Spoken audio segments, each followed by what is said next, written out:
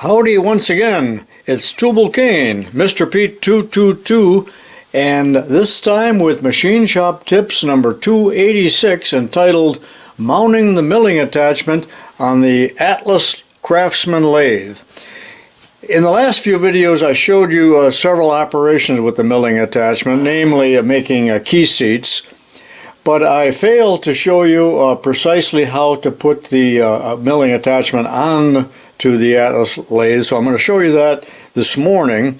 And actually I have two different attachments. One is the genuine Atlas Craftsman milling attachment, and the other is the Palmgren aftermarket type of milling attachment. And I'm going to show you very briefly, just in 30 seconds, how to put this one on, but I will cover it much more extensively in the next video, number 287, when I talk about mounting the Palmgren milling attachment onto the Logan lathes. Real briefly now, here's how to put the Palmgren attachment onto an Atlas lathe. Turn your compound at 90 degrees as such, and you need to use your tool post, so simply remove the tool holder, the wedge, and then reverse the ring so that the concave portion is upside down as such, and then the Palmgren attachment simply mounts like this. And you need a piece of material. This is 3/8 square, and it's not a tool bit, it's just mild steel. And then snugging this up here like that, and there's a shoulder down here. I'm bringing that up against the compound or near it. I don't really want that washer to touch the nut there, so I'll back it off just a little bit. And then this can be tightened down with your tool post wrench, and you need to get it quite tight. But before tightening it, you will want to square this up, and that'll be similar to the way I'm going to square up the Atlas attachment. And so I'm not going to show it with this attachment, but be sure and watch the next video where I go into more detail if you happen to have one of these Palmgren attachments. And this is the model 250, which is 2.5 inches wide. It's really based on their common drill press vise. They also make a larger one for bigger lathes. I think it's the model 300. So that's all there is to mounting the Palmgren attachment onto the Atlas lathe. So let's move on to the business at hand, which is the genuine Atlas attachment. Now let me mount the genuine attachment. Now be sure and protect your bed of your lathe. Do not set things on the bed without a piece of wood or some type of protection here. But the first thing that we have to do is to remove the compound. Take the tool post off, and to get the compound off, loosen up these two screws if you've never done that, and there's several different ways to get it off. One is to back these out quite a ways, but you don't need them all the way out, and then just wiggle and see if it comes off, and it did. Now if you have trouble getting it off, and you may, if it's been on there for years, take the screws all the way out, and then if you have a small magnet, something like this, that you can stick into the hole, you can retrieve the pins. That's also a good way to put them back in. But notice that these hardened pins have an angle on them. I believe it's 30 or 60 degrees, I forgot which. And that has to be in the up position when you install it. Not down like this, but up in this position. And do not lose these. You probably have another set of them with the attachment, but you may not. You may just have to use them. The other thing is to take this all the way off and then to remove the other one, and it fell right out. So I can also set that in a safe place, and I like to use a little cup or something like this so that I don't lose those. Keep them clean. Set this off to the side, as we will not need it for a while. For your information, if you have a South Bend lathe, they are constructed just the opposite of the Atlas. This round dovetail is on the attachment, and there is a female hole like this on the cross slide on the South Bend. So it's constructed just the opposite. These do not interchange. However, the palm gun can be used on any of them. Now take the time to wipe this off very thoroughly. And lately I've been liking to use Bounty towels for that. And then also here, you do not want any chips.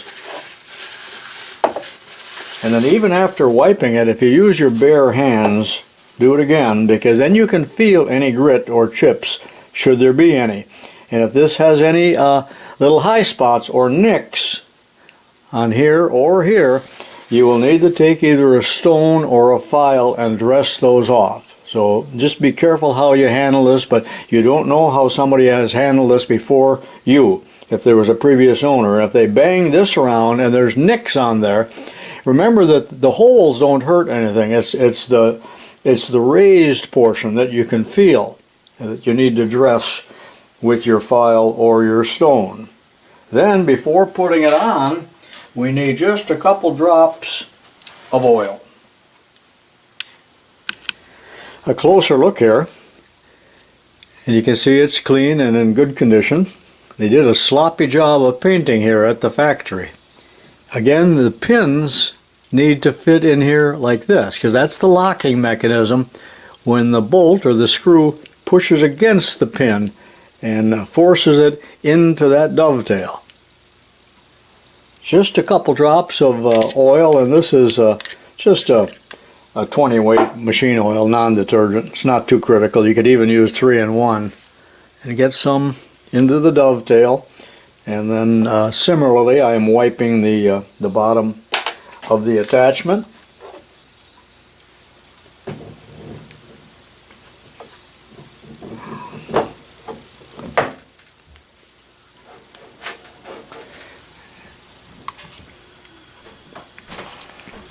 Remove the screws. I think it works so much better by this method. And then the pins can be pushed in. Remember how I told you to put them in? And then I just like to take a little screwdriver and push them all the way in. Like that. That way they don't rotate, and they will seat properly when you put these square-headed screws in.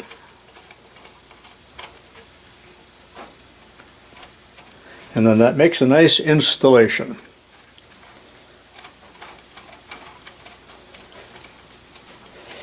These require a 3/8 wrench, and your tool post wrench, whatever type you have, should be what you use to tighten those.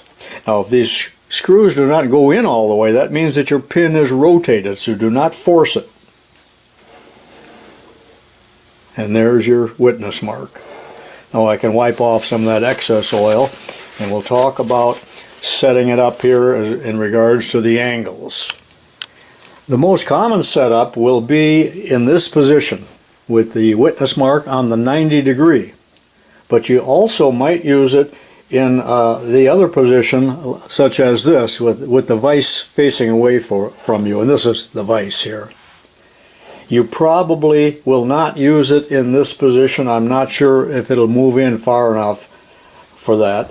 And you may also be milling angles that are, for instance, that's 20 degrees off of 90. So any angle you want, but most likely it's going to be on the 90 position. So I'm going to put it right there and snug this up just a little bit.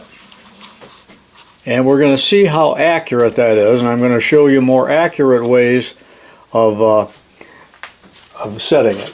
But for right now, I'm just going to snug up one of these pins right on the 90 mark. Now I must tell you that I do not trust the graduations here other than as a reference, but they're semi-accurate, and sometimes they're accurate enough for whatever your job may be. But let's just double check to see how close we are to being on 90 or 0, whatever you want to call it. Clean the vise real well. Make sure there's no chips in there, and then take a parallel. This happens to be 1 3/4, but I suppose other sizes will fit. And I'm pushing it up against the vise, and I'm just going to put a little packing in there to protect it. There's probably no need, but I'm doing it. Snug these up. Notice that I'm applying pressure. Just snug these now. Also, the packing here will keep the screws from skating or possibly moving the parallel a little bit. Okay, so those are snugged up. Now I put a faceplate on, and that is a better way probably than a chuck, but the chuck might work if you can get this between the jaws or back the jaws out or remove the jaws. Well, that's more work than putting a faceplate in. Now I can bring this up against the faceplate and check for squareness, and I can see right now that it's way off. Watch as I bring it up against the faceplate. You can see that it's touching over here, and we're nowhere near right here.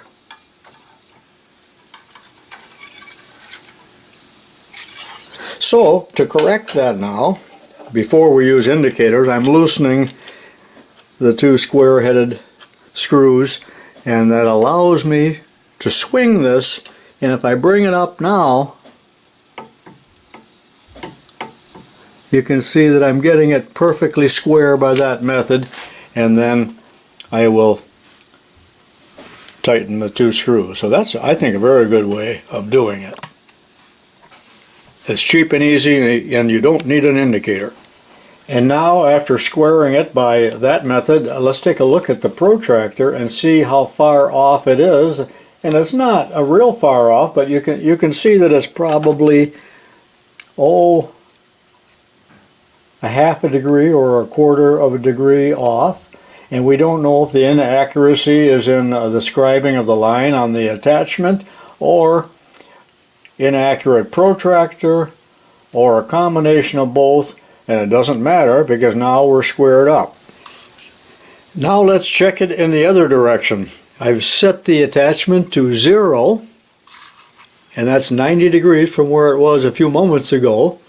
And I can't use a parallel here, but I'm using my best square, which is an almost new Starrett combination square, and I have that mounted in the vise with the packing up against it, and again it's pushed up against the vise to make sure that it's square. And then I'm going to check for squareness in the exact same method as I did with the parallel moments ago. And naturally it's a little bit off, and I expected that, but bringing it up against the faceplate as such, not forcing it in any way, and with the feeler gauge here, you can see there's all kinds of room there, and it even enters there a little bit before it gets tight at the very end. Now if you don't do this with a real accurate square, all is for naught, so it's really no good with a carpenter square or something that is cheap. So use a good machinist square of some type. And now I could loosen, you can't see me doing it, but I'm loosening the 2 square-headed bolts, and I can bring it up until it's square, and you can check that with a feeler gauge. But you can also put a piece of paper, white paper, underneath like such, and possibly a flashlight if you need it, and then look down from the top here and see if you see any white. That's another very good way of doing it. I squared the parallel up against the faceplate again, and let's check it with an indicator now. And there's so many different ways to hold the indicator. This is just a magnetic base between the ways. It could be mounted on the faceplate. This could be mounted in a chuck. Just any way you want to do it. But bringing the indicator point, and I like a plunger indicator for this, up like that. And then I'm going to lock the carriage so it doesn't wiggle as I crank, and put that on 0. Remember that the whole setup is a little bit flimsy. You can see that just by moving this, different ways that I can wiggle the indicator, but let me move the indicator back across here, and hopefully we're within a thousandth or two by that method. In a distance of about 3 inches here, I have moved it 5 thousandths. So I can get it even closer now by loosening up the protractor again and correcting it, and I will do that. With the square-headed screws loosened but still snug, I'll take the brass hammer. I'm just going to tap it up about half the distance here and tighten it back up. Zero this out, and this will probably take about two times to get it right on, but now let me run it up, run it back.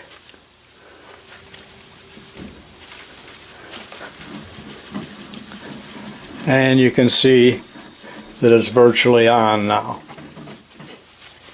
And you can spend as much time as you want doing that, and right now I think I'm kicking a dead horse because that's close enough for general purposes.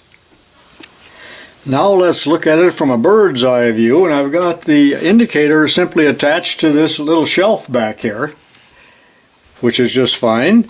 And zooming in just a bit here, you can see I've got the parallel again, and I'm going to check it in this 90-degree direction, or 0, and I've got this zeroed out, and I've already indicated it here, to be honest with you. But again, look at the deflection here just by me wiggling the top of the attachment a little bit, or even turning this. So you have to deal with that and realize you're probably not going to get it perfect because you've got all of that backlash and play and slop in a machine, and you probably have that in any machine. But just simply moving the carriage back and forth now on the parallel, you can see that I've got it zeroed out real well. Notice when I change directions that we even get a little deflection, and not a blame thing you can do about that, and don't worry about it. And now loosening up one of the square-headed bolts just a little bit now, I'm going to show you what it'll look like if you're off of square. And see, that's just a tiny amount, and it's just so easy to get it back by this method, just with your brass hammer and the screws slightly tight, snug. You know, you can just work it back and forth until you're right on.